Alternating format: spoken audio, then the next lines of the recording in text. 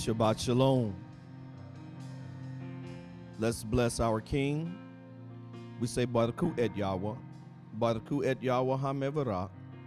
Baruch atah Yahweh HaMevarak le'elam vayet. Baruch atah Yahweh Eloheinu melech ha'olam.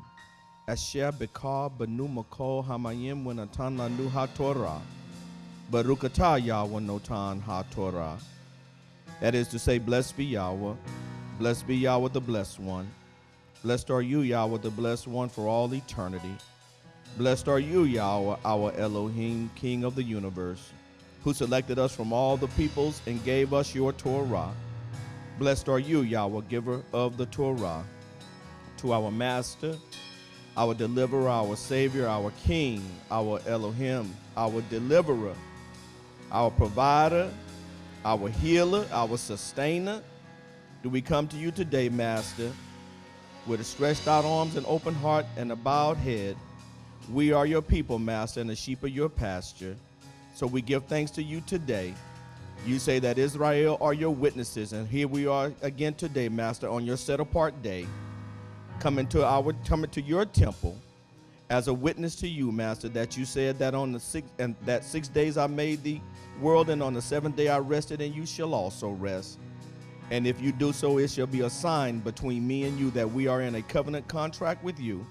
So out of obedience and out of fear today and out of love do we come today, Master, to your temple just to give thanks to you, to bless your name. For it is good to give thanks to Yahweh.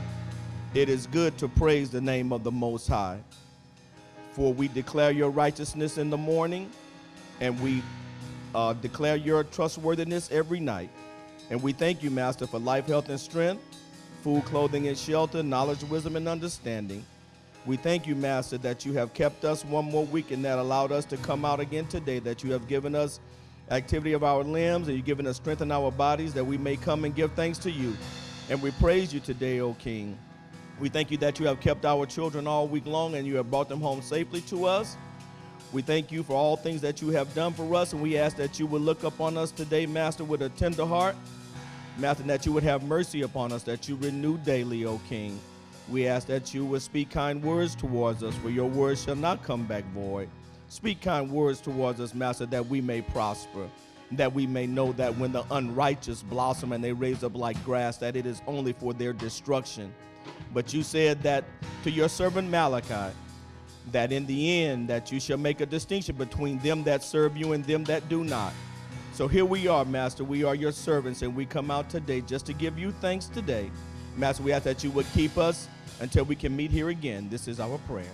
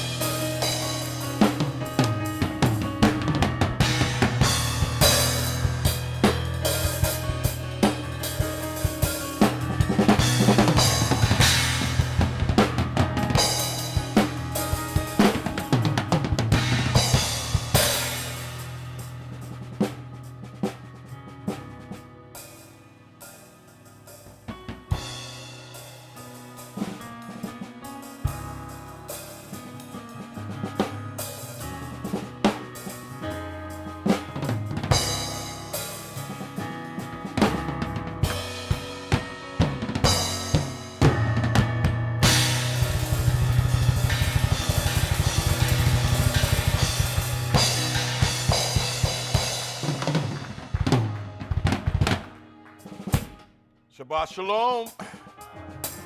Oh, come on, y'all. Shabbat shalom. For this is the day Yahweh has made. We shall rejoice and be glad in it. For all those who are watching by stream and who are busy in the chat room, I say shalom to you.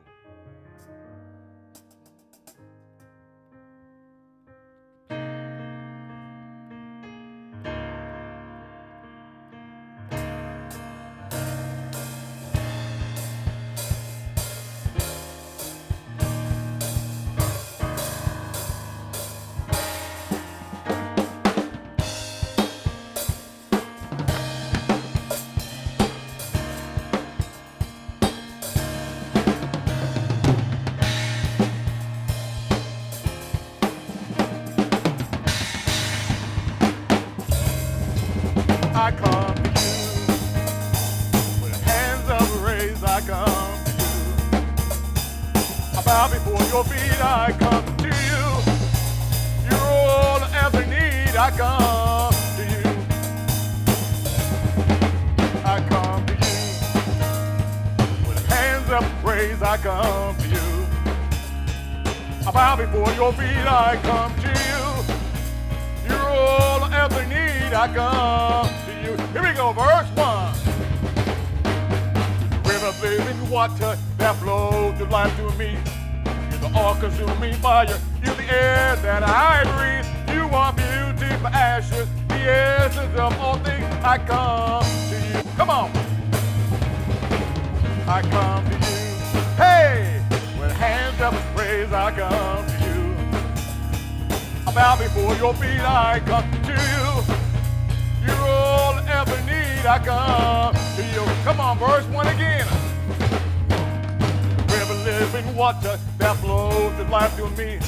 You're the all-consuming fire. You're the air that I breathe. You are beauty for ashes, the essence of all things. I come to you. I come to you. Hey, with hands up praise, I come to you. I bow before your feet, I come to you. You're all I ever need. I come. Come on. My soul said yes. My soul said yes. My soul said yes. My soul said yes. Yeah. My soul said yes. Yeah. My soul said yes. My soul said yes. My soul said yes. Yeah. My soul said yes. Yeah. I come to you. The hands ever raised, I come to you. Bow before your feet, I come to you. You're all I ever need, I come to you. Here we go. I come to you. With hands ever raised, I come to you. I bow before your feet, I come to you. You're all I ever need, I come to you. Come on, verse 2. The light in times of darkness, I put my trust in thee.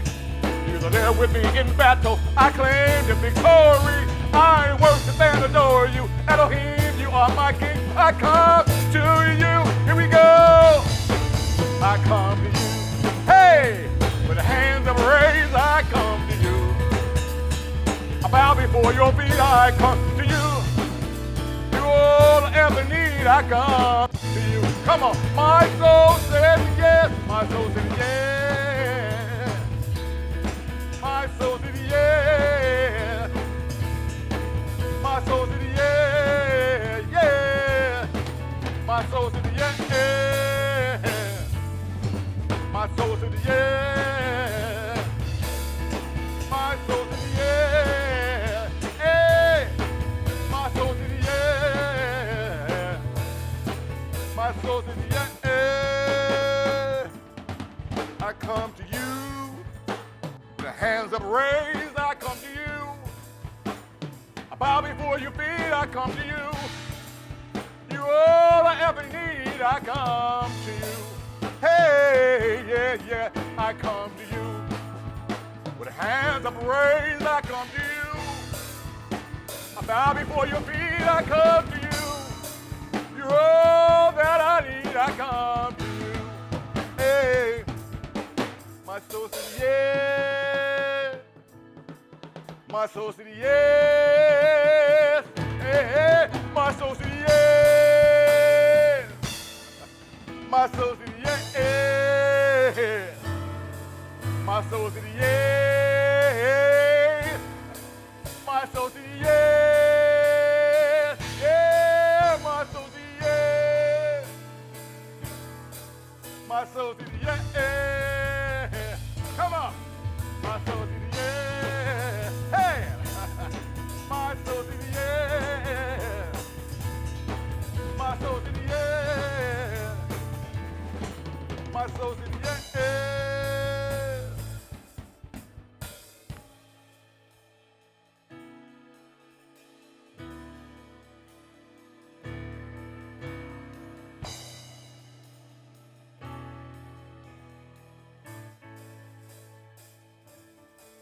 I come to you with hands of raised. I come to you. I bow before your feet. I come to you. You're all I ever need. I come to you.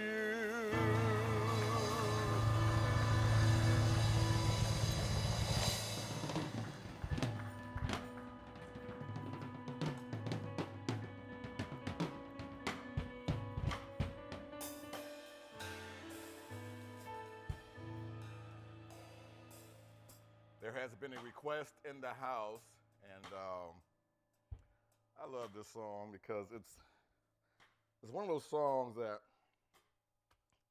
I don't know, man, just pumps you up. And Beacom comes to me, and you know, there's always somebody in your congregation that just always blows you up. You know, there's always that one or two or three people that just blows you up. And Beacom, you're my guy. Every time I come out of worship, he's waiting for me. He gives me a hug, he's waiting for me. And that energy that he gives me, I mean, it's so powerful. Because I know he appreciates what I do. It's not easy coming every Sabbath and doing worship, but I love to do it because it's my calling. It's my calling. And when your calling has an effect on people in your congregation, it means a lot to you, a lot to me actually. So I just want to tell him, man, this is for you. You're my guy, and you mean a lot to me, man. And your hugs and the confidence you give me and how you lift me up. I just want to say I appreciate you, man, and I love you.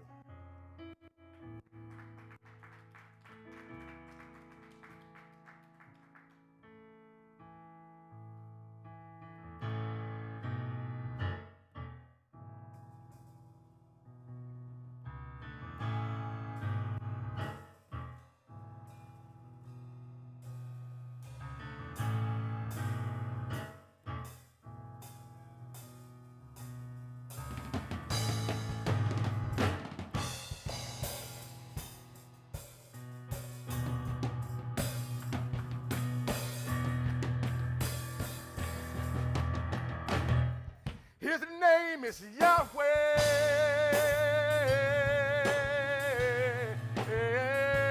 Yahweh.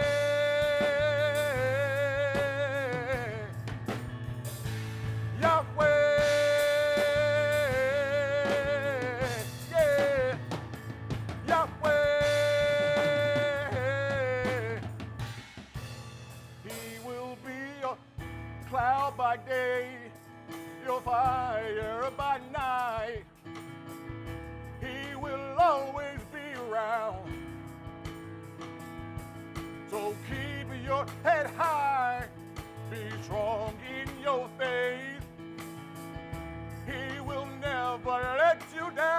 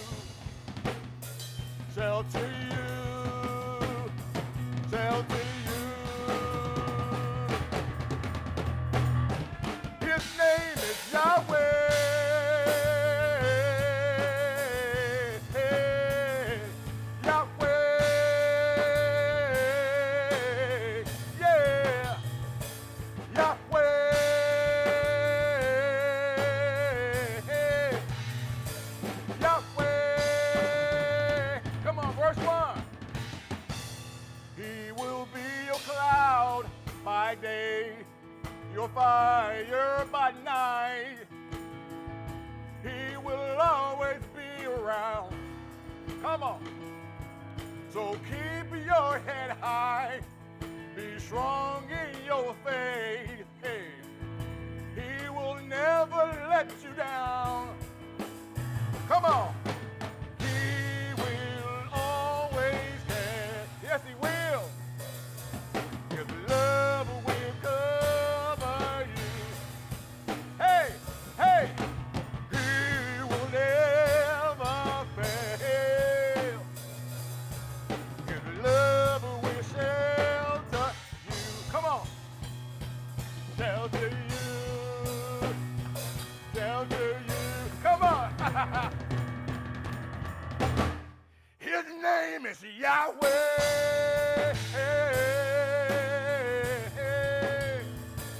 Yahweh.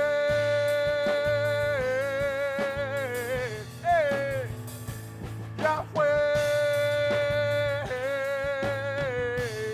Yeah. Yahweh. Come on, verse 2. He will turn your sadness to joy, in your fears give you peace. He will be your counselor. Come on, I love this part. So don't you give up and don't be afraid. You can take him at his word. Come on, that what? He will always care. I love that part. Yeah. Word will cover you. Come on. He will never fail. He will never fail. His word will shelter you. Shelter you. Come on. Shelter you. His name is Yahweh. Hey, hey, hey. Yahweh. Yeah. Yahweh. Yeah. Yahweh.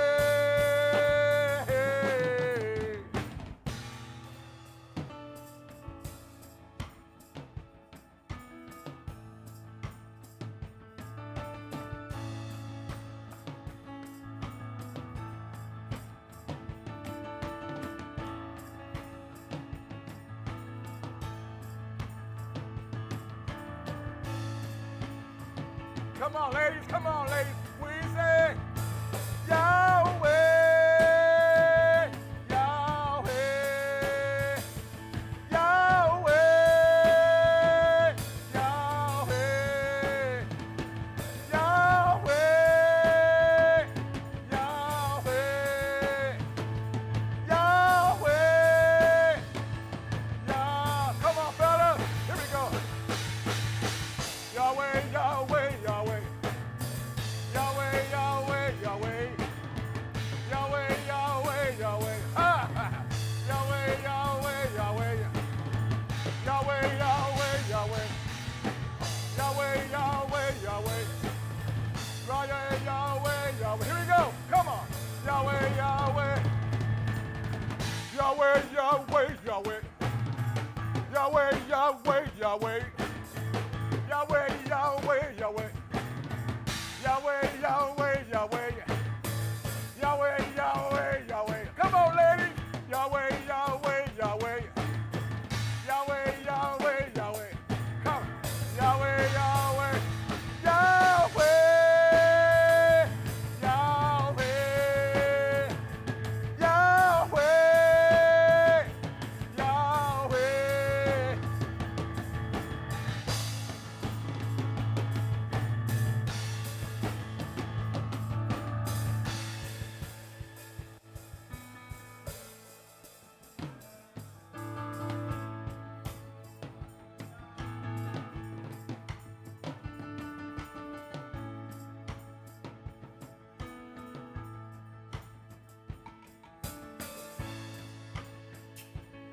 Come on, ladies. I want to hear you say it. Come on, ladies.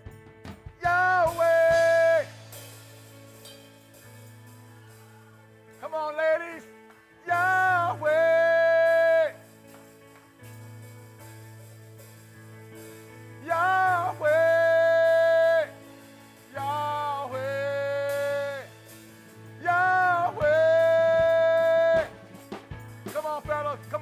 we say, Yahweh, Yahweh, Yahweh.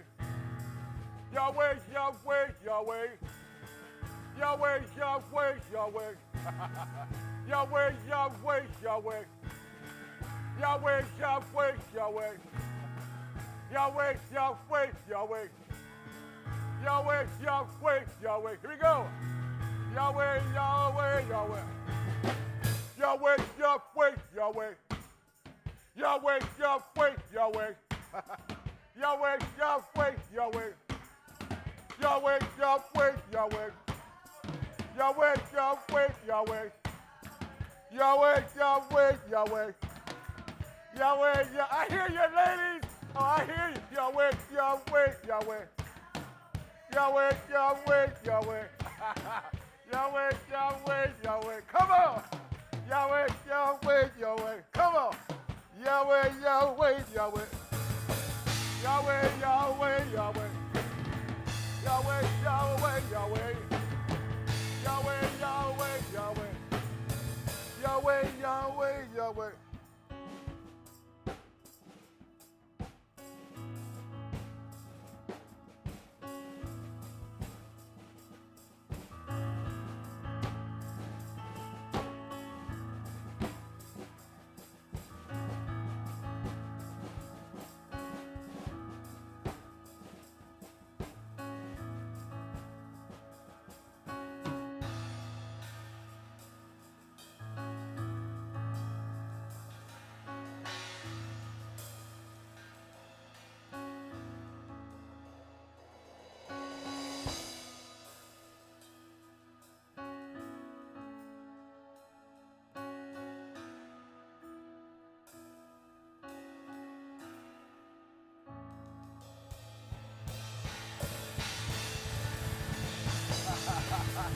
Yeah!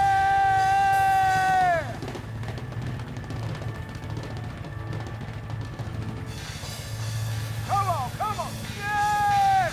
Yeah! Come on, come on, come on, come on. Come on, come on, come on. What's his name? Yahweh. Come on, let's go. Come on, let's go before I do something else. You better come on before I do something else. Oh, here's Yahweh.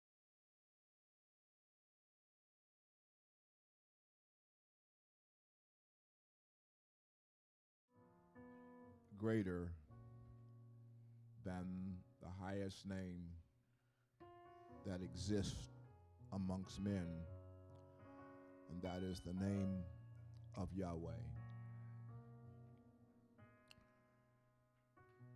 It saddens me in my spirit that a lot of our people do not recognize that name as being important. I can't wait to get in the land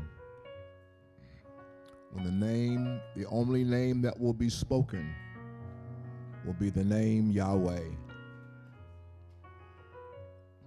and the only one that will be exalted along with the Most High will be the opulent King David.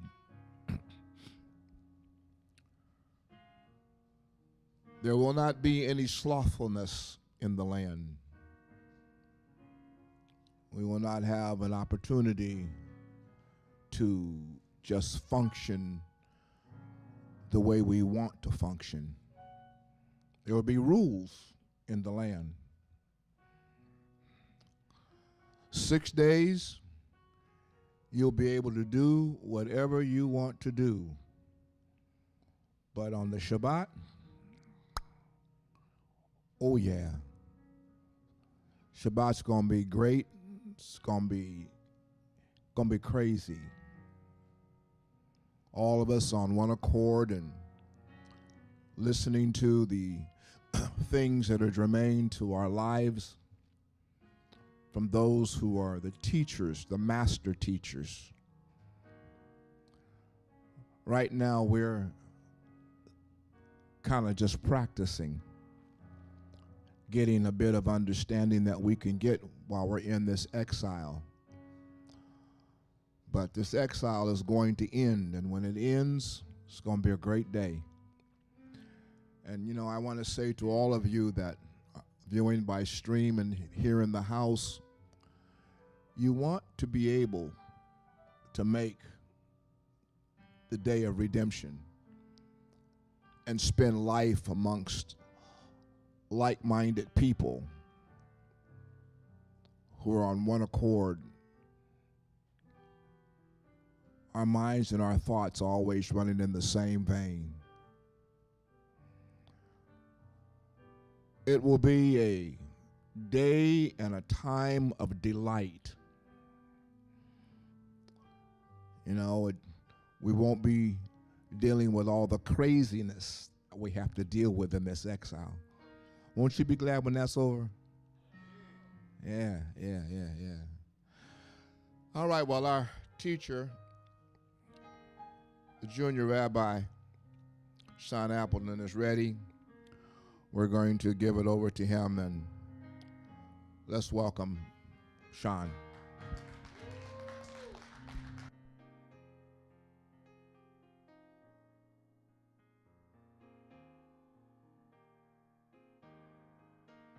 Smiling at you.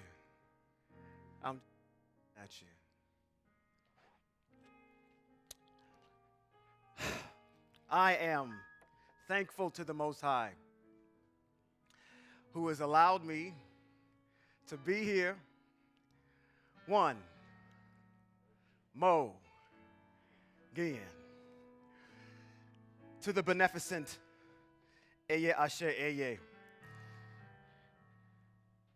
who has created all things, who has allowed his people to remain intact in exile, in a land not of our own, who has continued to keep Hebrew Israel in the midst of our disobedience. It is to the creator of the universe I thank him for this opportunity to be in front of you today. To my dear brother and ambassador, Kevin R. Holman, our music director, I say to you, Shabbat Shalom.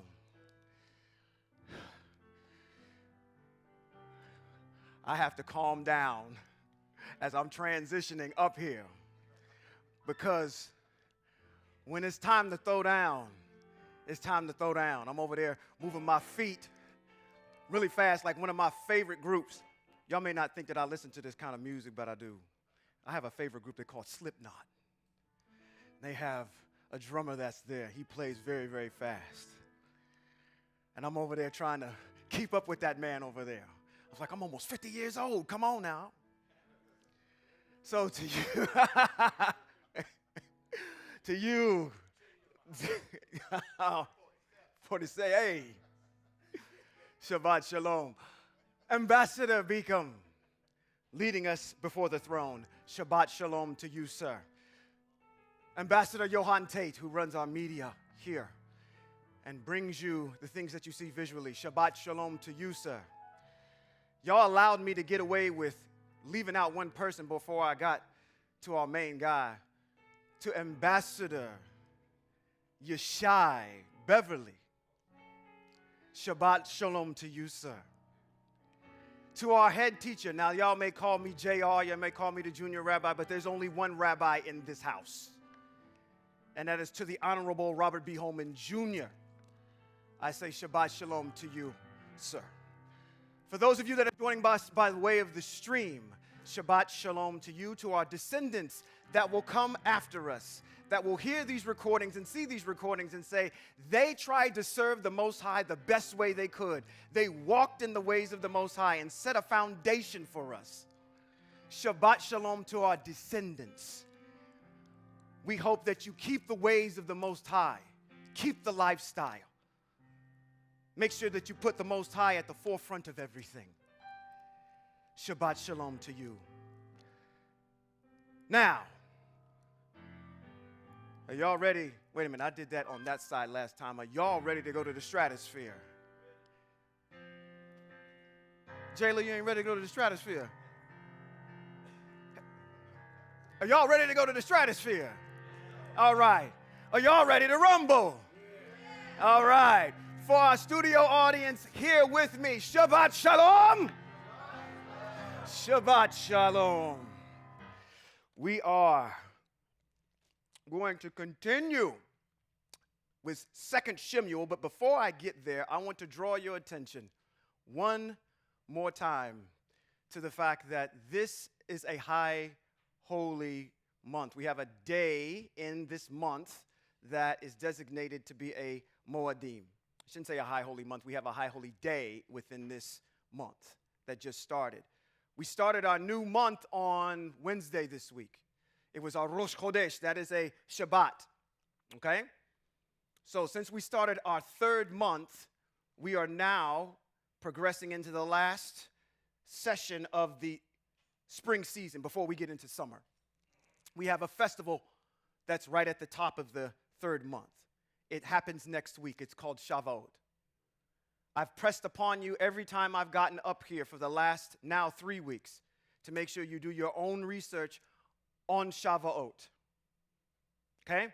Make sure you own the information and own the data. Next week, I'll be talking about Shavuot. The whole entire dissertation will be on Shavuot. So, 9 and 10 is where we're going to end off on our series here with David. But does anybody know who's going to show up in chapter 11? She's a woman, a very famous woman. When you hear about David, you hear about her. You don't hear about Abigail. You don't hear about Achinoam. You don't hear about all of his other wives that he had. You hear about this one particular lady. Does anybody know who that is? Come on. Bathsheba is in chapter 11. We're going to dip our toe in the water a little bit this week with her before we lead into that. So Bathsheba is coming up in chapter 11 as we progress forward. Okay? All right. So again, next Shabbat will be Shavuot. And we'll observe it just like we observe any other Moedim. Okay, I'm here. I got to do it. Your rabbi got up here today and said something about a word called practice. Did he not? Okay. Although we are in practice, you need to take practice seriously. Okay? We try to do these Moedims the best way we can. We try to observe them, and each year we get more understanding on them. But anybody that's been on a sports team will know that if you just treat it like practice, you're going to look like dog trash on the court or on the track, wherever you're running. Practice is to be taken seriously. We use that term to say, okay, we saw something that we missed, so we're able to fix it the next time we get to it. How many of you have been in a choir? How many of you have had that one choir director that would keep you there all night until you got it right? Right? Now, that is because why? When you get up there to do the real deal, you know how to execute it flawlessly. So you're not taking practice lightly. I want to put practice in the right frame of mind, okay? Don't use it as a catch-all because, oh, okay. You want to be lackadaisical. You want to put your own ambitions in front of something. It's practice. We need to take it seriously, okay? And there was a hush in Israel. Wow. I'm not chastising y'all. Really, I'm not. I'm not chastising y'all. Okay? I'm just saying, these things that are germane in our calendar, our Shabbats, our Moedims, Any of the mitzvot do not have a hierarchy to them. The Most High has them set, and it's a lifestyle for us. Okay? Now, on the heels of that, I'm just going to monologue a little bit because these 2 chapters are going to actually run really, really quick. And I can say that every time I get up here, and we end up being up here for almost 2 hours. I want to empathize with all of you. I said this to our head teacher in a podcast this past week and prior weeks before. How many of you believe that it's kind of difficult being Hebraic in this day and age? Thank you. We got one honest person in the back. It's all easy for y'all, huh? You don't have to deal with family members that look at you and detest you because of the fact that you believe what you believe. You don't have to go to work and walk on eggshells with folks because when you talk about the things that you want to observe, the Moedims, you actually cower a little bit because you're trying to make the fact of, let's say, have some sympathy for their feelings. So I'm going to ask you that question again. How many of you find it somewhat difficult to be Hebraic in this day and age? You are in exile in a Christian-controlled, westernized country. Sometimes it can get a little hard. I said sometimes when you're even dealing with family and you're dealing with things, you want to say, man, I wish I had never woken up. It would have been easier just to go along with Easter and Resurrection Sunday and Christmas and all these other things. But now that I'm aware to the lie, now that I'm aware to the propaganda, now that I'm aware to the business of propaganda, it's difficult for me to walk. You sometimes might go ahead and say, look outside at all the things that are going on. One of the major things that's happening nowadays that I see on YouTube is relationships. They are in the dumpster. Totally in the dumpster. You look at how this economy is being rolled out. Every person that's an octogenarian in here can say they have not seen the country of the United States get better over time. It has gotten worse and will continue to keep getting worse. You are in exile. This is not your home, and it is very difficult to walk. I want to encourage you to stay the course, to hold the line. The Most High picked you.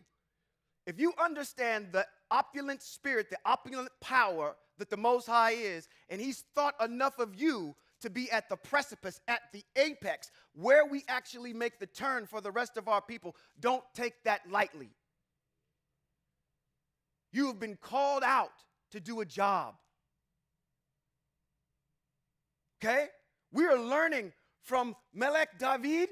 He has no fear. He will take you out in a heartbeat. We just learned that in our chapter number 8. He goes and kills thousands and thousands of people. Okay? Be encouraged. It's going to be difficult. I have the same problem in my family. I have individuals that are in my family that when I talk to them about the things that are of the Most High, we got to change the subject immediately. We would rather keep our relationship intact other than disagree on this issue of whether or not Jesus the Christ is real. Okay? It's hard. Be encouraged. I wanted to tell you that, okay? Let's jump, now that we're all friends, let's jump right into 2 Samuel chapter number 9 and 10. Can anybody remember where we left off last time? And don't tell me Hebrews 7. Where we will make something for our benefit in a book called Hebrews. The irony of it all. Who are you trying to convince? You are misinterpreting and misusing the mitzvot in order to prove something and butchering it horribly. Saying things that the Most High said to Christ that He never said. And I proved that to you in Psalms 110. Okay? We now have a Kohanim Hagadol that meets our needs. We made something up that fits what we want. I've never heard the Most High giving any of that power to circumvent himself and give it to his creation and say, his creation, tell me what to do. That seems like what our prayers are always seeming to be. Most High, do this for me. Most High, do that for me. Most High, do this. Deliver me from that. Why? You don't walk in my ways. You don't keep my mitzvot. Why am I doing anything? Y'all can relate. Y'all can relate. Let somebody do that to you. Constantly use you for your assets. Use you for who you are. And then continue to keep asking you and asking you and asking you. Like, why am I not getting anything in return for this? I asked, at least I get some mutual respect. You don't want that. I'm monologuing, and I should be in text. So let me go there. I left off of where we were in chapter number 8, didn't I? I just asked that question. Where are we in chapter number 8? And it just went off into Hebrews chapter 7 because when you get over there, you got to talk about it for a little bit. Where do we leave off in chapter number 8? Anybody know? David is doing a bunch of conquering of different, how do I want to say this? Groups of individuals, of people, eradicating them from the land. One of them is a group called Amram. Okay? He deals with them in that particular chapter. There's something at the end of that chapter that led us into Hebrews chapter 7 and our discussion on Melchizedek. Who's Melchizedek? Shem. And we know that Melchizedek is Shem because in the book of Yasher, it speaks of Shem or Melchizedek being Shem. It outright says it in there. I gave you the reference for that. Okay? Now, somebody should be asking the question, if Melchizedek is Shem, Noah's sons are Shem, Ham, and Japheth. How many generations is there between Shem and Avraham? Is Avraham Shem's grandson? No. There's almost 10 people between Avraham and Shem.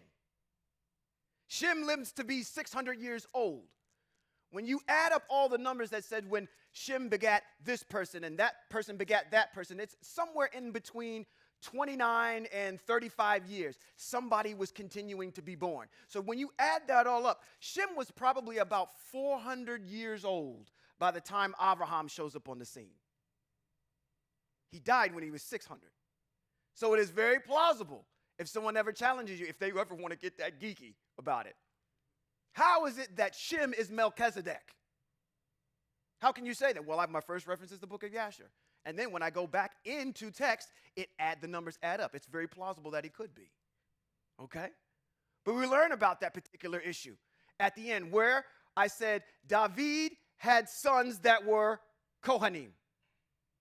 And I asked the question, how in the world does David have sons that are Kohanim when David is from the tribe of Yehudah?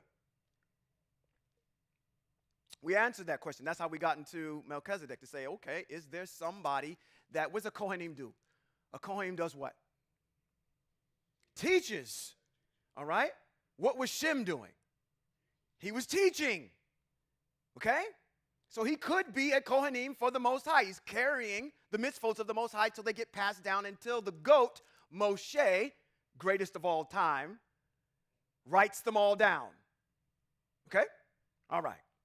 That's how we get there. I want you to remember that because we're going to come back and I'm going to try to prove that David had Kohanims as sons a different way. I'm going to try to prove it through the mitzvot. And you're going to say, how in the world are you proving that he's their Kohanim and David is from the tribe of Yehudah? Don't get hung up on that. We're going to solve that issue when we get there, which is going to be pretty quick. Chapter number 9. Let's start at the top. Ooh, ready to go? Hold on.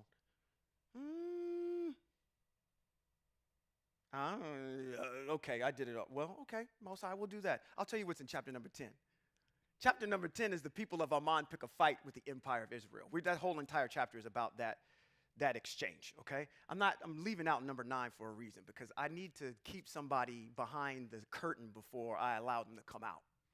Chapter number 9, David inquired, is there anyone still alive from the family of Shaul to whom, for Yehotanan's sake, I can show kindness? Why is David asking this? Why is he asking this question? That was his friend, but, yes, ma'am, because of the oath that he made to Yehotanan.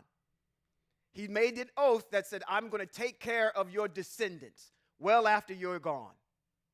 Okay? Verse 2. In Shaul's household there had been a servant named Sevia, and they summoned him to David. Now, I'm going to tell you how my mind works when I'm doing this study. Anytime I come across a name or a place, I try to do a little bit of research on that so I know who I'm talking about.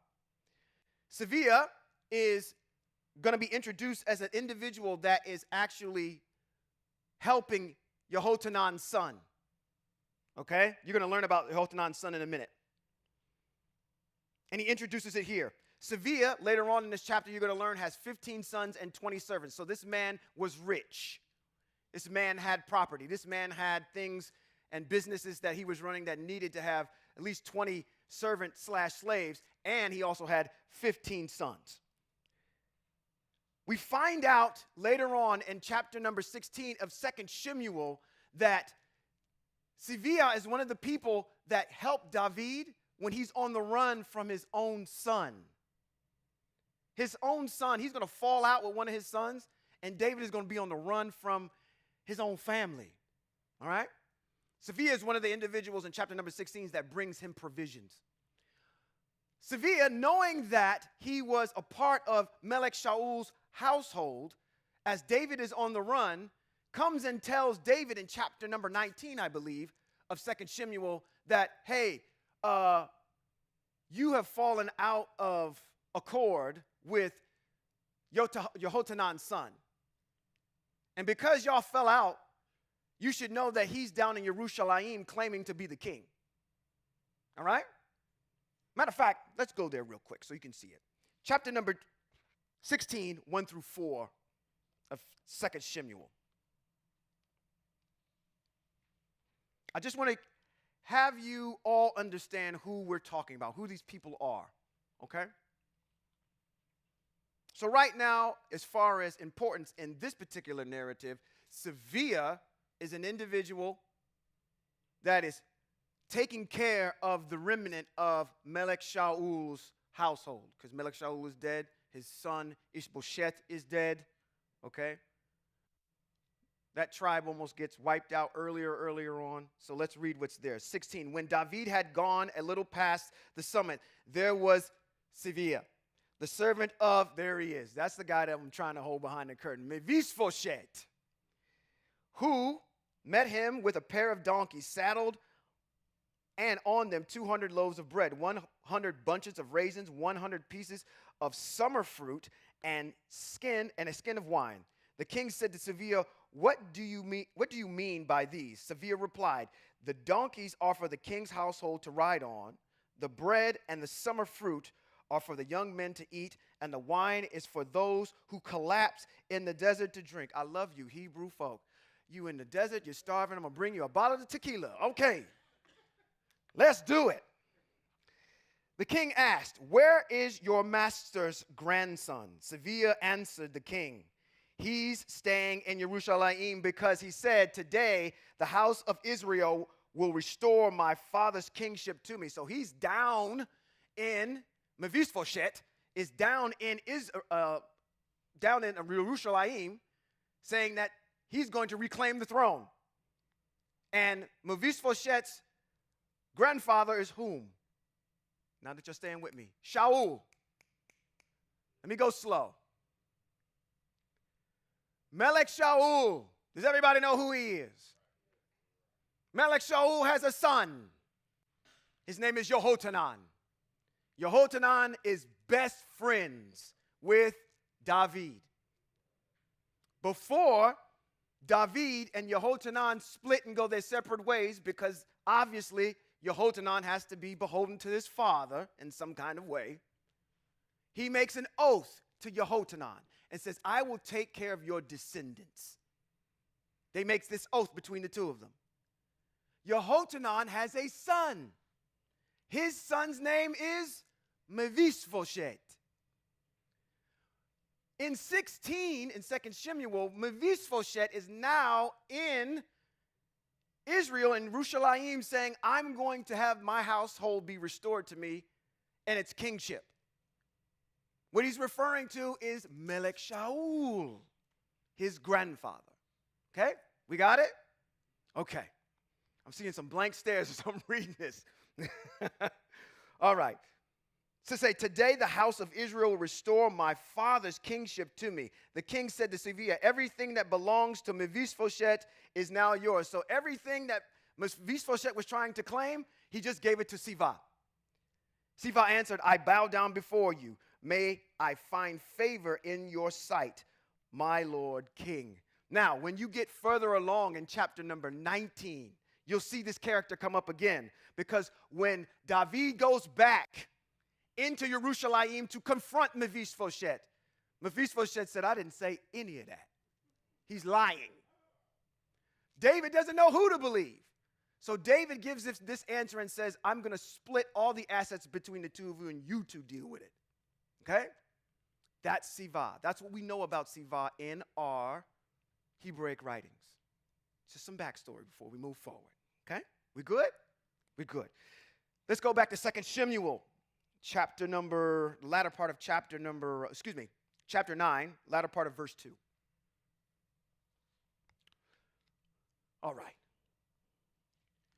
It says, the king asked him, are you Siviah? And he answered, at your service. The king said, is there anyone still alive from your family of Shaul to whom I can show El's grace? Siviah said to the king, there is still Yehotanan's son with lame legs. How did he wind up with lame legs? Thank you. I got somebody. They was trying to run. So as Melech Shaul was getting killed, let's read it together. Let's go over to 2 Shemuel chapter 4, verse 4. Now you got to know something about Mephibosheth. He has an issue with his legs. Okay? I don't know what in that day and age lame meant. But you're going to find out that, let me just say this so I can wake y'all all up. Lame didn't mean that didn't work no more. Okay? He may have had some crippling thing in his legs or something, but he was still able to produce children. Okay? Oh my gosh, y'all looking at me crazy. Okay. Why are you looking at me crazy? Why are you looking at me crazy? Come on. Y'all, I'm hearing nowadays, y'all ladies, listen. I can't say that. I can't say it. I need to keep moving. That's what I'm saying. Y'all have a standard, y'all ladies nowadays. Y'all like the devil. Y'all like the devil. Don't y'all like the devil? 666? 6 figures, 6 packs, 6 feet tall. 6'6". You're like the devil. I have a standard. And ain't none of them standards saying that you have to have some broke legs. So I'm saying to you, okay, this brother was able to achievement of Christmas. Come on. You got me? All right. Thank you.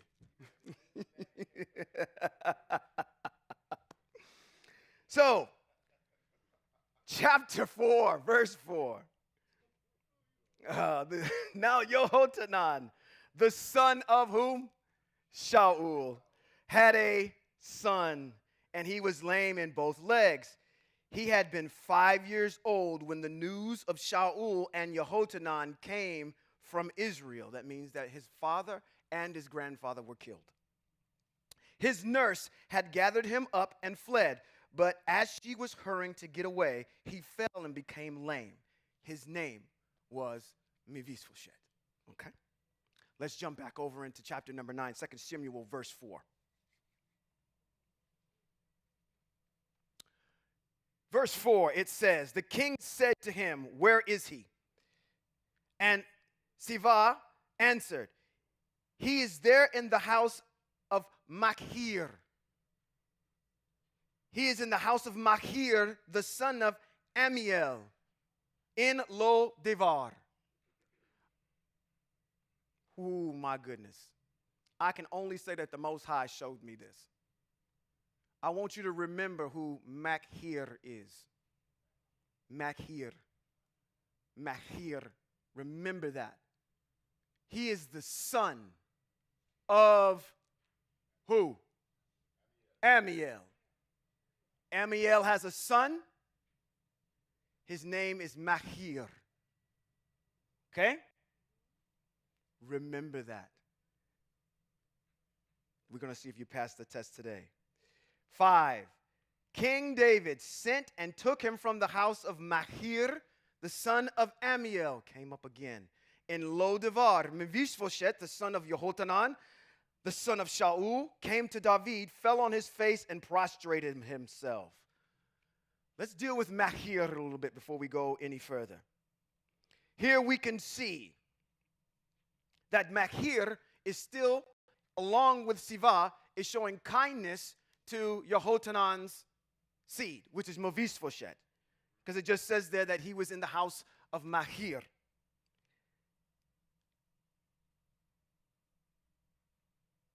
Machir in chapter number 2, in 2 Samuel chapter number 17, just like Siva, is one of the individuals that comes and helps David while he's on the run. Okay? Oh, boy. Follow me for a little bit here, Ambassador Harless. We're going to jump to some places because I need to show you guys something. Okay? You can find that actually where our references in that is in 2 Samuel chapter number 17, verses 27 through 29. There's something interesting about Machir that you should know about. I'm going to stand out on my own on this one, okay? But I'm going to create a case, and I need my judge and jury to follow along about Machir. When you read this, just don't read on. Let's go to 1 Chronicles, chapter number 3, verses 5 through 9.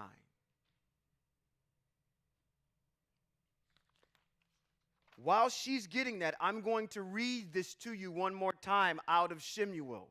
It says that the king said to him, where is he? Meaning, where is Mephibosheth? And Siva answered, he is there in the house of Machir, the son of Amiel. Chronicles, chapter 3, verse 5 through 9. Says, these were born to him in Jerusalem. We're talking about David. These are the sons born to him in Jerusalem. It's Shim'ah, Shovav, Natan, Shlomo. We all know who Shlomo is. 4, whose mother was Bathshua or Bathsheba, daughter of Amiel. So what does this make by this text Machir to Bathsheba? Her brother. Okay? I am going to get to this issue of David having sons that are Kohanim. Amiel is a Levite. Amiel's daughter is Bathsheba. Can it not be so that when David and Bathsheba hook up, their son Shlomo is part Levite? So when the text says that David had sons that were Levites, you can say that that's how he gets it. Now you have to ask yourself the question, Hebrews, how in the world did you come up with that Amiel is a Levite? It doesn't say that there. We got to go all the way back to Dagon. We got to go all the way back to Dagon for this one. Let me walk you through it. Everybody knows who Dagon is. Dagon's a clown. Dagon is this idol god by the Philistine. Our ancestors are fighting them. They lose the Ark of the Covenant. The covenant goes into the temple of Dagon. We have this issue where Dagon falls, so on and so forth. The Philistine come under all these plagues. They get plagued by these big rats and tumors. So what they do is they say, send this thing out of here and put, I think, 6 gold tumors and 6 gold rats on this cart. They send it out. It gets into the territory of the Ibir, the Empire of Israel. When they find it, they slaughter the cows, burn the cart, make a burnt offering right there. Right there you find in that text, I think it's somewhere in 20, that 50,000 people died because they looked at the ark. Because that is an issue. I gave you the mitzvah on when the ark has to be covered up. You cannot look at it. It was one of the things that Aharon and Moshe had to do. They had to take down the curtain, cover the ark, and then what tribe had to come in there and get it? It's a subset of one tribe. We know it's the Levites, but who had to come in there and get it? Kahat. Gershom, Kahat, and Merari are the sons of Levi. And Kahat was assigned by the mitzvot to go in and get the ark. Okay? So, they take the ark into the house of Avinadav. And it stays with Avinadav for how many years? 20. David is now king at the age of 30. And he brings the ark from the house of Avinadav to Israel. They go 6 paces. They slaughter, make a burnt offering. And then we get into this issue of what? Come on, Fred Hammond. Thank you. They're bringing the ark back. That's what that song is. Y'all like the young people in here, you know this song. Fred Hammond. Dance like David. Thank you. I got some witnesses in here. 30 and up, everybody know that one? Okay? David danced because he had on a linen ritual vest, and he was shaking all over the place. And then who comes out? I make the statement and say his ex-wife comes out, Michal, and she starts ridiculing him. And he's saying, hey, listen, the ark is back in Israel. You're the only person that's here that's got an attitude about what's going on. Okay? Now, when they go a couple of however long they went, as they brought the ark up out, Avinadav has a son named Ahio. Ahio put his hand out to brace the ark as it was trying to fall off the cart, and he died right on the spot. Okay? David takes it to the house of Oved Edom, and it stays there for 3 months. Let's go to 1 Chronicles chapter number 26, verse 5. The people that can only carry the ark are the Levites. And that subset is Kahat. 1 Chronicles chapter number 26. Let's start at verse 5.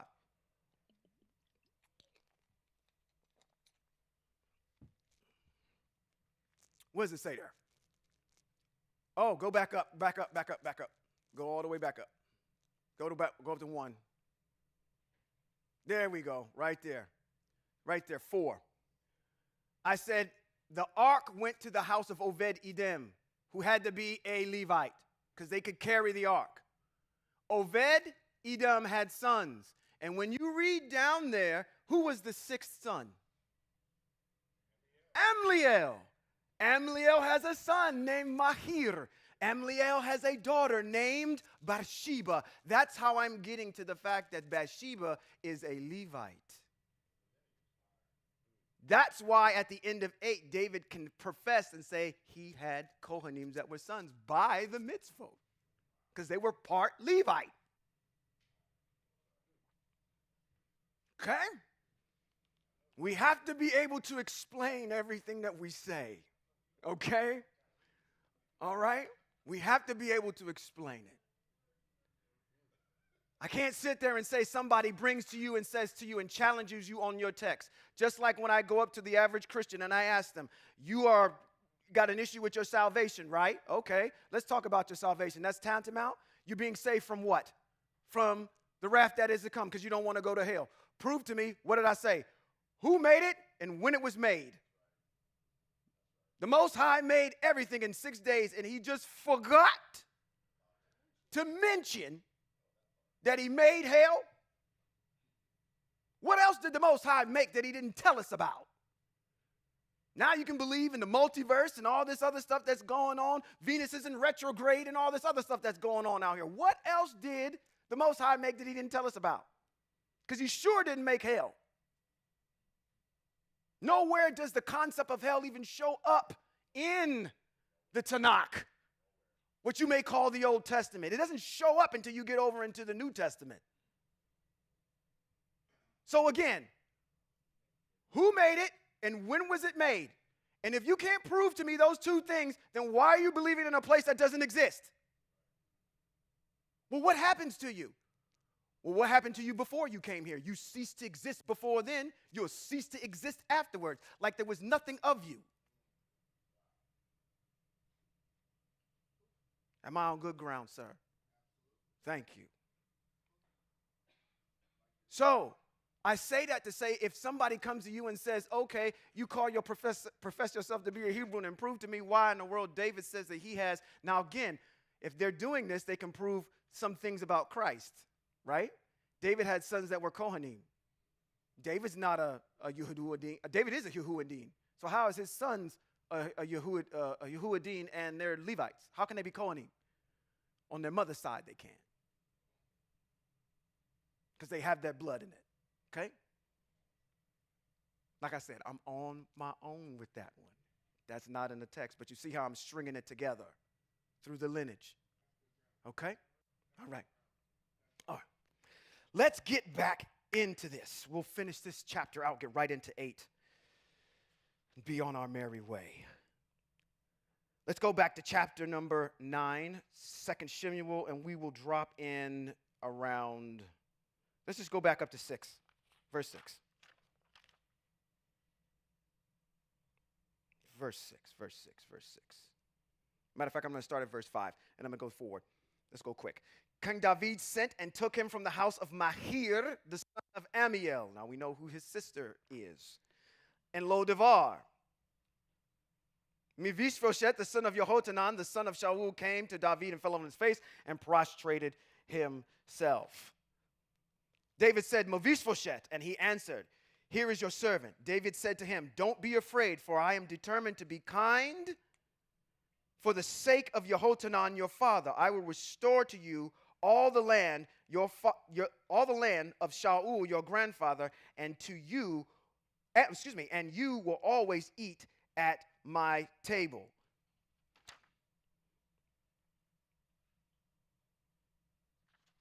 Okay, moving forward. He prostrated himself and said, what is your servant that makes you pay such attention to a dead dog like me? Answer that question. Why?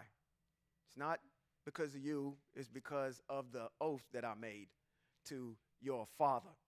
The king called to Siviah, Shaul's servant, and said to him, I have given everything to Shaul and his family owned to your master's grandson. You are to work the land for him. You, your sons, and your slaves harvest the crops so your master's grandson will have food to feed his family. But Mephibosheth, your master's grandson, will always eat at my table. He's honoring the oath. Siviah had 15 sons and 20 slaves. Siviah said to the king, your servant will do everything my lord the king commands his servant, although Mephibosheth had been eating at my table as one of the king's descendants. Mephibosheth had a young son whose name was Micah. Now I said again, when we go ahead and run across names, we try to do something on them. I couldn't find too much on Micah at all. So I think this is just a reference to probably that will come up again to do a confirmation somewhere in Chronicles, but there really is no dissertation about this individual. Moving on. Everyone living in Siviah's house was a servant of Mephibosheth, and Mephibosheth lived in Jerusalem. He always ate at the king's table, and he was lame in both legs. Chapter number 10. Sometime later, when the king of the people of Ammon died, his son Hanun became king in his place. David said, now let's stop for a second. Is there a mitzvot that jumps out? Children of Ammon, thank you. Mitzvot should have jumped out about the children of Ammon. Okay, I know you know why we're doing this, and I know it may be a little bit frustrating at a time, but let me give you a good analogy. Picture me as being Denzel Washington. Okay? That's easy? Okay. I'm driving a black car on the freeway. My man. And the director cuts to the dashboard, and the dashboard says that I'm going 90 miles an hour. Does anybody have to tell you in the subtitles or stop the movie to say, this is the law he's breaking, he's speeding? You just know that because you live in this culture, and you know that anything over 65 or 70 in some places is speeding. You just know the law inherently. That's where we got to get. So when we read stuff like this, it says the people of Ammon, a mitzvot should have just jumped out. Okay? Something's getting ready to happen because you know what should happen to the people of Ammon. So is this cool that he's going down and fighting these people? Yes, it is. Because there's a mitzvot on it. But David said in verse 2, David said, I will show grace to Hanun, the son of Nahash, as his father showed grace to me. When did Nahash show grace to David? An Ammonite king shows grace to a Hebrew. We got to answer that question. But first, let's go to Devarim chapter number 23, verses 4 through 7. I want to read this portion on the Ammoni. When I said that there's a mitzvot there, and it kind of drew some blanks, let's go get it. No Ammoni or Moavi, who are the descendants of whom?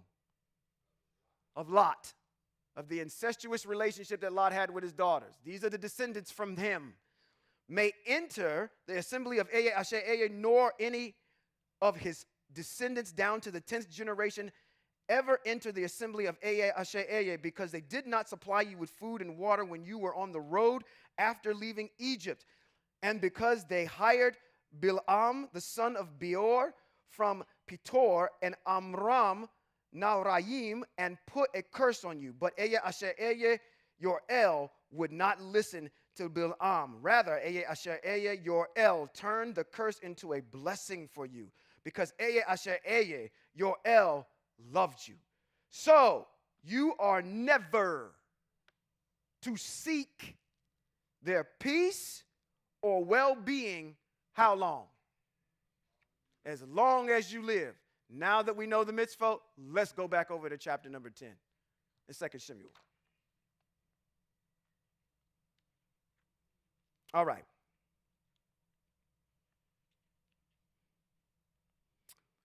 Let's deal with Nahash real quick. Nahash. Oh boy. That came off. Nahash. Nahash is an individual we get introduced to from Melech Shaul's days. When Melech Shaul was getting ordained, one of the people that he had to fight was the people of Ammon, and the king was Nahash. Okay, that's where you're going to first hear about him. Now, I want to bring your attention to a couple principles here. Why David, in the text here, it says that in 2, David says, I will show grace to Hanun, the son of Nahash, as his father showed grace to me. Nahun, in verse number 1, is an Ammonite. What does the mitzvot say?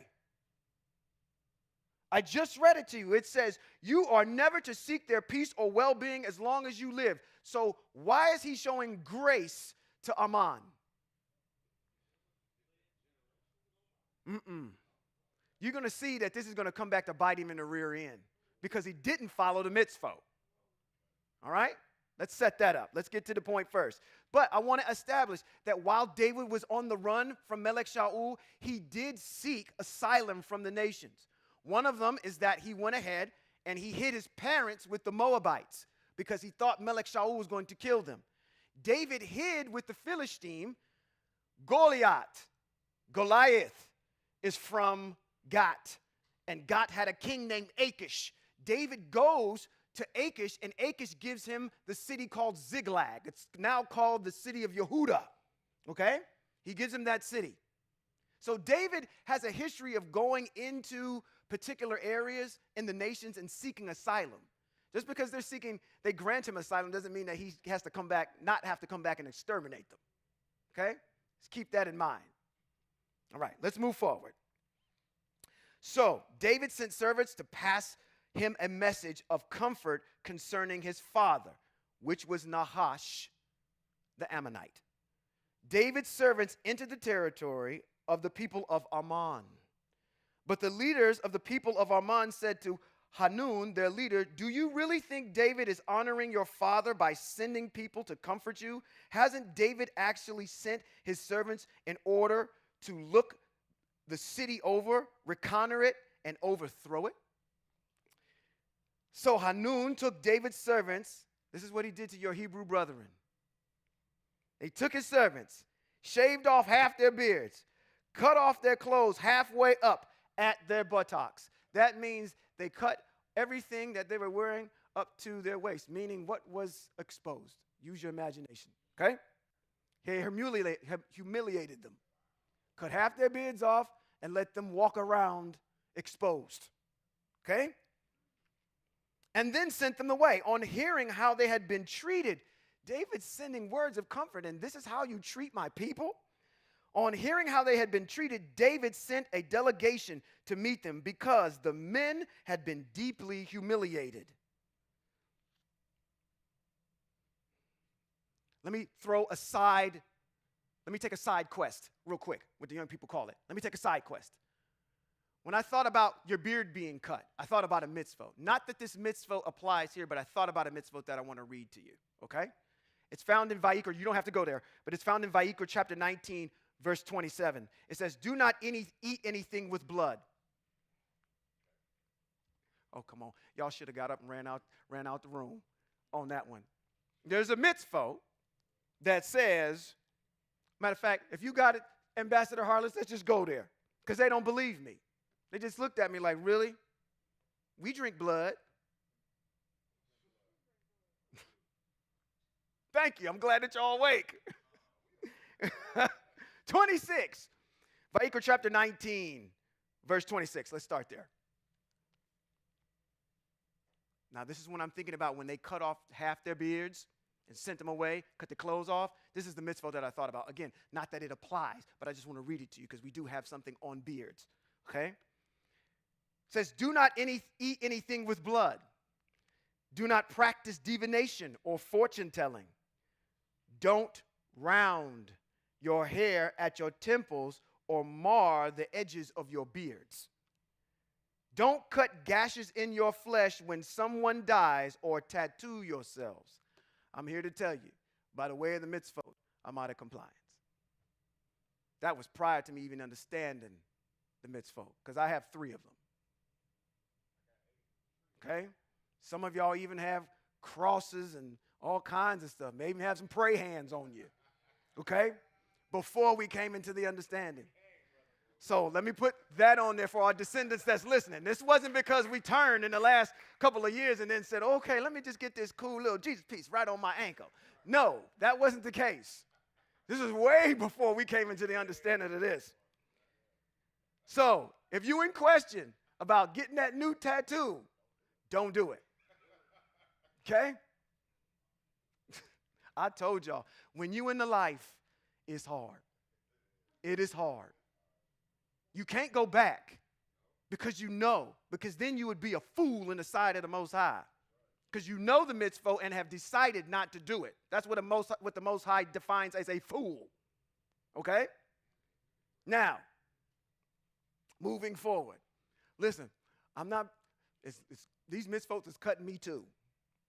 I'm getting toe up too. Let's go back to chapter number 10, 2 Samuel, right above latter part of verse 5. It says, the king said, stay in Jericho until your beards have grown back and then return. Aware that they were utterly abhorrent to David, the people of Ammon, who is utterly abhorrent to David? The people of Ammon. We got a mitzvah on it. Okay, good. They sent and hired 20,000 Amram foot soldiers from Bet Rehov and Zovah. The king of Makahah with 1,000 men and 12,000 soldiers from Tov.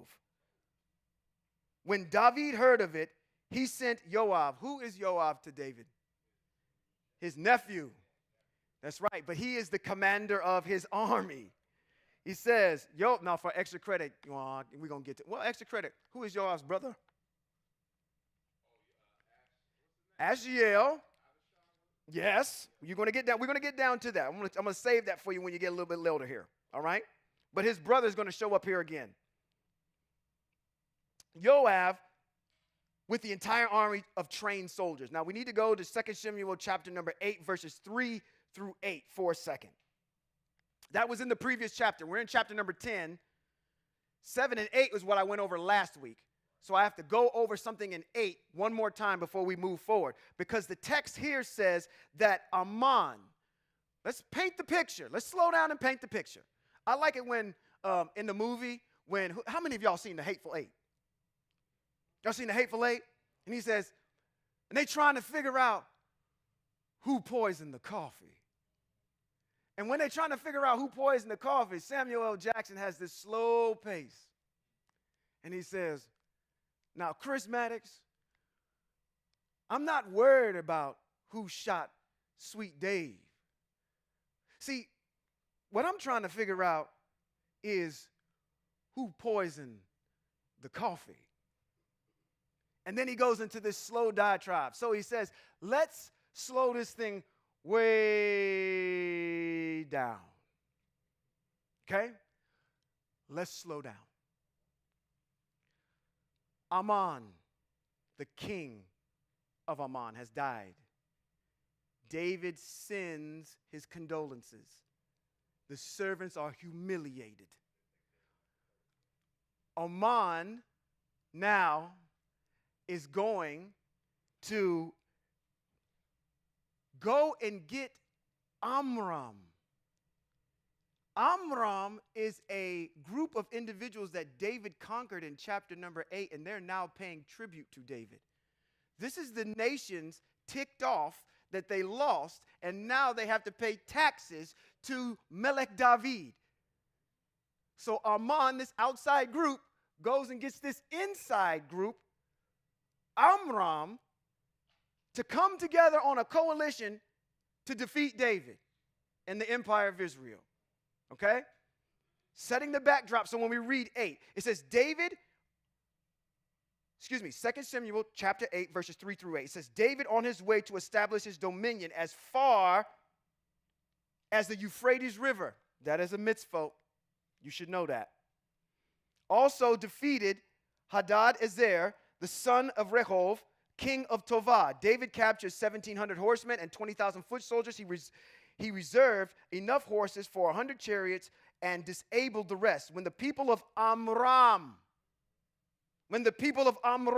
of Damasek came to the aid of Hadad-ezer, king of Sovah, David killed how many? 22,000 men of Amram. Then David put garrisons among the people of Amram and Damasek. Amram became what? Subject to David and paid tribute. Aya gave victory to David whenever he went, so on and so forth. So they're paying tribute. You learn that in chapter number 8.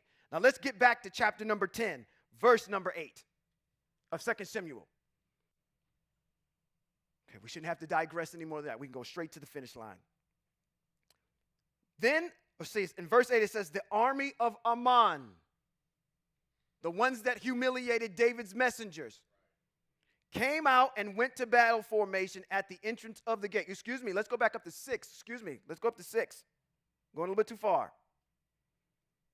Aware that they were utterly abhorrent to David, the people of Ammon hired 20,000 Amram foot soldiers, the people who just got defeated by David, that are now paying tribute to David.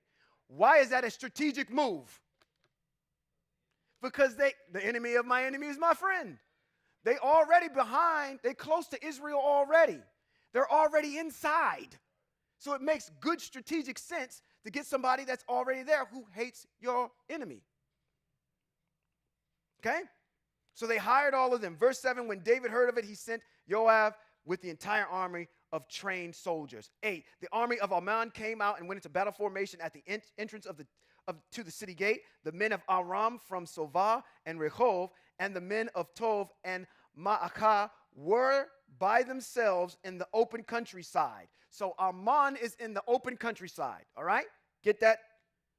Envision that. When Joab saw that he would be fighting two fronts, who are the two fronts?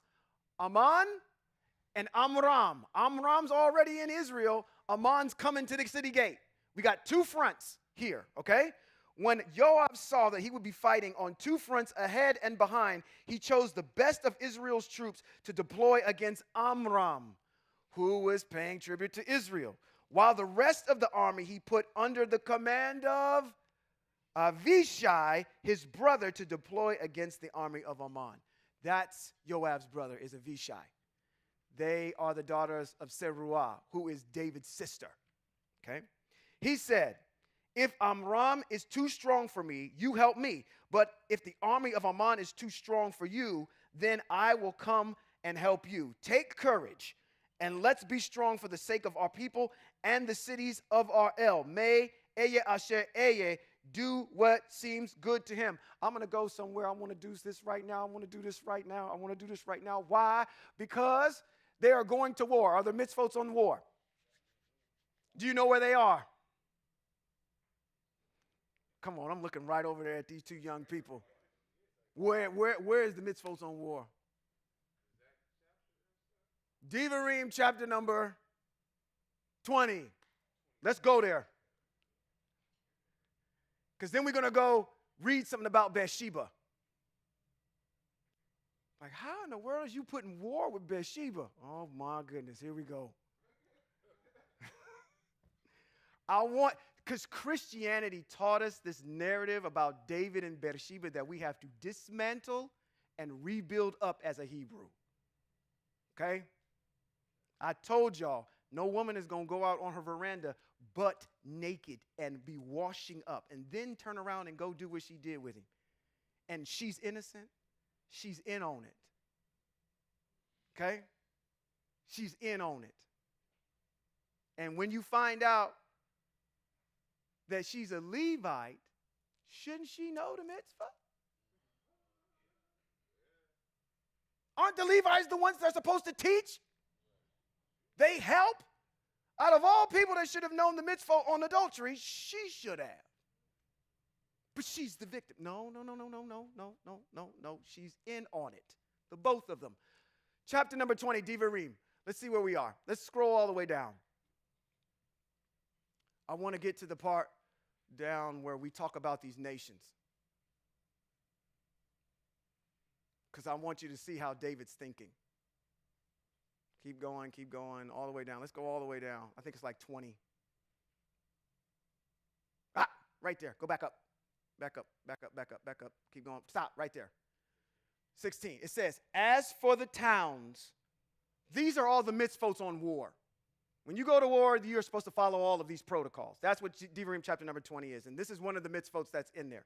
It says, as for the towns of these people, which Eye Asher Eye, your El, is giving you as your inheritance, you are not to allow anything that breathes to live. Rather, you must destroy them completely. The Hittite. Let's go to 2 Samuel chapter number 11. Who are we supposed to completely destroy? The Hittite. I'm taking my thunder away when I come back. Because I can't hold it. I got to give it to you now. In the spring, at the time that the kings go out to war, David sent out Joab, his commander, his servants who were with him and Israel, they ravaged the people of Ammon, oh my goodness, Ammon, and laid siege to Rabbah. But David stayed in Jerusalem. Once after his afternoon nap, David got up from his bed and went strolling on the roof of the king's palace. From the roof, he saw a woman bathing. She was very beautiful. David made inquiries about the woman. I think he kind of knows the family already. You already learned about Machir, okay? Earlier. You know about Amiel, okay? Because why? David sent messengers to Machir, who is the son of Amiel. Amiel has a sister named Bathsheba. So he kind of knows who this is. Somebody go inquire to see who it is. I really want to know if that's really Bathsheba over there. David made inquiries about the woman and was told that she was Bathsheba, the daughter of Elam. Now you're going to say, okay, why does it say Elam here? When you go to Chronicles, it's going to say that it's Amliel. Is there anywhere in text where a person had two names? Yes. Moshe had a father-in-law. His name was what? Yitro. He also was Renuel. We just went over one. Melchizedek had another name. What was it? Shem. Okay? So Eliam or Eliam and Ameliel are the same person. The wife of Uriah, the what? The Hittite. David's already thinking, I could care less about your husband. I'm supposed to kill him anyway. He has no remorse when he sends a message with Yoav to the front lines and says, kill this fool. I'm following the mitzvah. That says, kill all the Hittite. That's what I'm doing. Okay? He's still in violation of the mitzvah, though. Because we don't do that as Hebrews. Okay? First of all, whether or not he was a Hittite or not, you had an adulterous relationship with another man's wife. Your reasoning and how you're trying to do mental gymnastics as to how to get this woman because she's such a baddie doesn't negate the mitzvah. Okay? You still violated it. But I just want to put you in the right frame of mind, but he didn't care nothing about that dude. So when you read on, it says he brought him over there and he kind of wined and dined him a little bit. He was setting him up. David, I'm telling y'all want to think that your ancestors are stupid. That's because they've been made to be stupid. These are some of the most strategic and sometimes manipulative, but brilliant individuals when it comes to strategy. And we don't know any of that because we don't study the mitzvahs like we should. Let's get back to where we are. Okay, we're in this out. We only got a couple more verses and we're done. Oh, thank you for staying with me for so long. Let's go to 13, 2 Samuel chapter number 10. It says in chapter number 10, 2 Samuel chapter number 10, we're going to start at verse number 13. It says, so Joab and the people with him went to battle Amram, and they fled before him. When the people of Ammon saw that Aram had fled, they likewise fled before Avishai and returned into the city. Joab returned from the people of Ammon and went into Jerusalem. 15. When Amram saw that Israel had gotten the better of them, they gathered themselves together. They said, we need to stop. We already paying tribute to them and we enjoying with somebody else and we still getting our butts kicked. Yeah, that wasn't the best ideas for us. Because your property taxes go up next week. We know why. They came to Helium and Shovak, the commander of Haazer's army, at their head. It was reported to David. So he gathered all of Israel together, crossed the Jordan, and came to Helium. Amram deployed themselves against David and fought. But Amram fled before Israel. David killed 700 chariot drivers and 40,000 horsemen from Amram and struck Shovak, the commander of their army, so he died there. When Hadazer's vassal kings saw that he had been defeated by Israel, they made peace with Israel and became their subjects. So Amram was afraid to help the people of Ammon anymore. That brings us to the end of chapter number 10. And we already read a little bit to wet your whistle about what's going to happen in chapter number 11 of 2 Samuel when I get back up here. The Most High and I had a little chit-chat this morning, and I want to give you some direction on where I'm going to go here. I am going to finish out 2 Samuel. And then after I'm done with 2 Samuel, I'm going to jump right back into the mitzvot.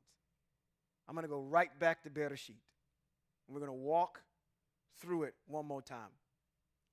While I do see the benefit of going through our ancestral history and pulling these things out, our deal is to teach the mitzvot. So we're going to learn about David, all of his exploits. We'll get to the point where maybe a little bit before the kingdom split, and then we're going to jump right back into the mitzvot and go right back to the top. And I'm going to tell you, when we get back to Bereshit, we're going to be in Bereshit for a while.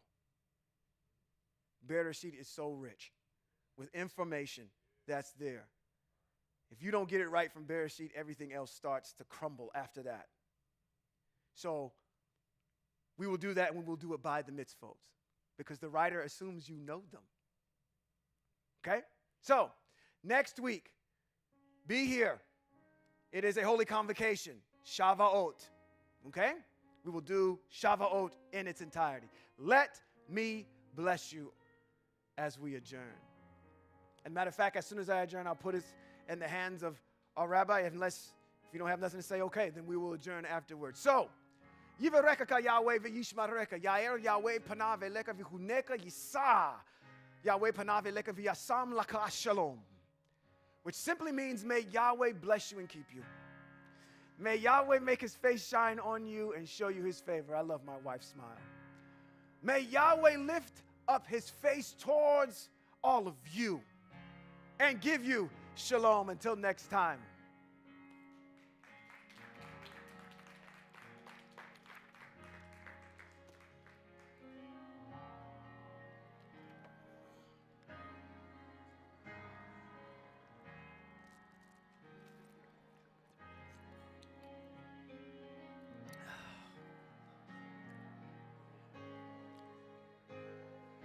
Excellent.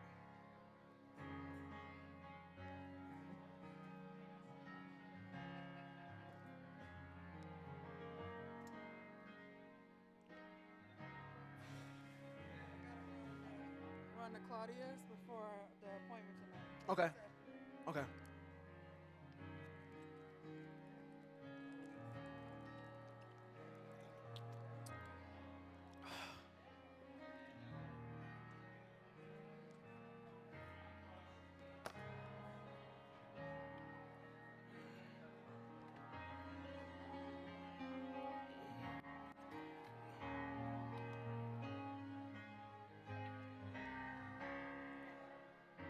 That's what you did to yourself this week. What? Put your feet in your shoes, boy. What you doing?